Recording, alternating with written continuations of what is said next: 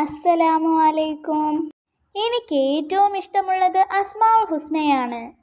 അസ്മാഉൽ ഹുസ്നയിലെ ഒരുപാട് നാമങ്ങളുടെ മഹത്വങ്ങളെക്കുറിച്ചും അത് ചൊല്ലിയാൽ നമുക്ക് കിട്ടുന്ന നേട്ടങ്ങളെക്കുറിച്ചും ഞാൻ കുറച്ച് വീഡിയോസിൽ പറഞ്ഞിട്ടുണ്ട്.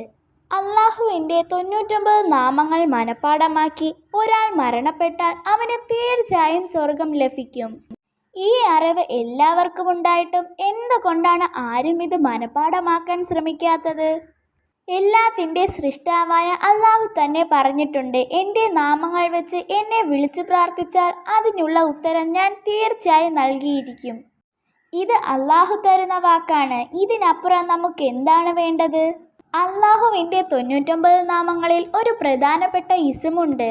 ആ ഇസ്മിൻ്റെ അർത്ഥം എല്ലാത്തിനും ഉത്തരം നൽകുന്നവനെ, പ്രാർത്ഥനകൾക്ക് ഉത്തരം നൽകുന്നവൻ, വിളിക്കുന്നവന് വിളിക്കുത്തരം നൽകുന്നവനെ എന്നൊക്കെയാണ്.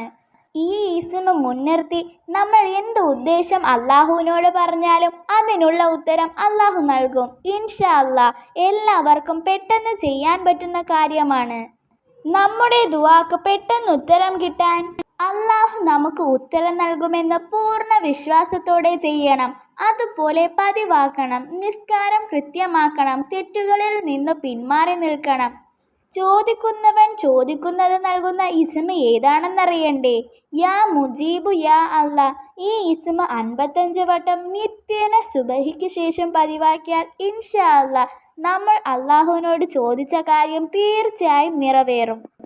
ഇനി സുബഹിക്ക് ശേഷം തന്നെ ചൊല്ലണമെന്നില്ല, നമുക്ക് ഏത് സമയത്തും ചൊല്ലാം.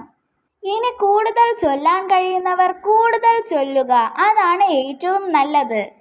ഈ ഇസ്മ മുൻനിർത്തി എല്ലാ സങ്കടങ്ങളും അള്ളാഹുവിനോട് പറഞ്ഞാൽ മതി. ആ പ്രാർത്ഥന വെറുതെയാകില്ല.